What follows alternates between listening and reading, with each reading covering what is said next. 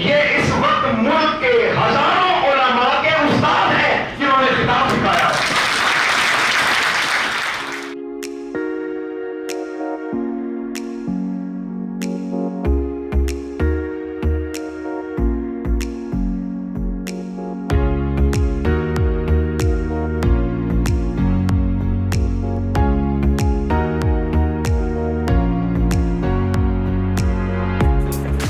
قابل احترام شاہ صاحب میرے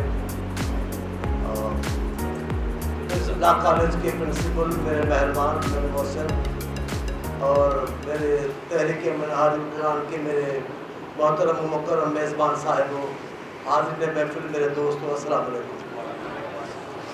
میں بہت شکر گزار ہوں منہاج القرآن کے دوستوں کا جو کل تشریف لائے۔ مجھے نام نہیں آتے اس لیے میں معافی مانگ رہا ہوں، فائزہ میں معافی مانگتا ہوں۔ ہماری سیاست میں تو تمام دوستوں کے نام لیتے ہیں، لیکن کیونکہ میری ابھی نام مجھے یاد نہیں ہے تو میں آپ کا ان کا سب بزرگوں کا نہیں لے پا رہا ہوں۔ تو کل میرے پاس تشریف لائے تو انہوں نے کہا کہ آپ نے آنا ہے۔ مجھے ابھی کراچی جانا تھا، میں نے کہا میں 3 بجے کراچی چلا جاؤں گا، پروگرام ہے کب؟ میں سمجھا 2-3 دن ہے بیچ میں۔ انہوں نے کہا جناب 4 تاریخ کو۔ میں نے کہا ٹھیک ہے۔ کہا 4 تاریخ کل ہے۔ میں ذرا پریشان ہو گیا، لیکن شاہ صاحب ان کے ساتھ تھے، دعوت لائے تھے اور دعوت میں نے دیکھی تو میرا انہوں نے نام بھی اس پہ پرنٹ کیا ہوا ہے کارڈ پہ۔ میں نے کہا یار یہ بھی ان کے ایمان کی طاقت ہے، انہوں نے ایک سیاسی آدمی جو کبھی وعدے کم بھی پورے کرتے ہیں ان کا نام بھی دے دیا ہے بغیر پوچھے، تو کوئی تو قوت ان کے پاس ہے۔ تو میں نے کہا اس نسبت نے میری بھی لاج رکھی ہوئی ہے، اس نسبت نے میری بھی لاج رکھی ہوئی ہے، اور اس نسبت کے زور پہ یہ طاقت استعمال کر رہے ہیں تو ان کی طاقت کو چیلنج نہیں کرنا چاہیے۔ میں نے کہا میں کل ہی آؤں گا، کراچی دیر سے جاؤں گا، آپ کے پاس آؤں گا۔ پھر اس وقت بات ہوئی، میں نے کہا بھائی صاحب قرآن کے اولاد ہے، دعوت قرآن کی ہے، میں کیسے نہیں آؤں گا؟ میں ضرور آؤں گا۔ اور میں آپ کو ایمانداری سے بتاتا ہوں، جب بھی ان مقدس شخصیات یا مقدس مقصد کے لیے کوئی مجھے بلاتا ہے تو میں اس جلسے میں، اس دعوت میں شرکت کرنا اپنے لیے باعث نجات سمجھتا ہوں۔ ہم سارے گناہوں کے بھرے میں، اللہ معاف کرنے والا ہے رحمت العالمین کے صدقے۔ تو دعوت جب ملی کہ قرآن کا ہے تو میں نے کہا میں آؤں گا، ضرور آؤں گا۔ یہاں آیا ہوں تو میں نے جو خطاب سنے ہیں، اب میں ایسا تو خطیب نہیں ہوں، میری تقریریں ایسی تو نہیں جیسے ابھی علامہ صاحب خطاب فرما رہے تھے یہاں، لیکن ان کے صدقے ہم بول جاتے ہیں۔ میں نے علامہ طاہر قادری کو تھوڑا وہ سنا بھی ہے اور پڑھا بھی ہے، تو جب ان کی میں نے کتابیں پڑھی ہیں مختلف ایشوز پر، مختلف معاملات پر، مختلف شخصیات پر، تو میں بہت متاثر ہوا تھا۔ اسلام آباد کے ایئرپورٹ، پرانے ایئرپورٹ پہ جاتے ہوئے راستے پہ ان کی ایک شاپ آتی تھی، اس پہ وہ کتابیں ملتی تھی۔ میں ان کی ایڈریس معلوم کر کے ان مسائل کے لیے چھوٹی چھوٹی کتابیں وہ بھی وہاں سے لینے گیا۔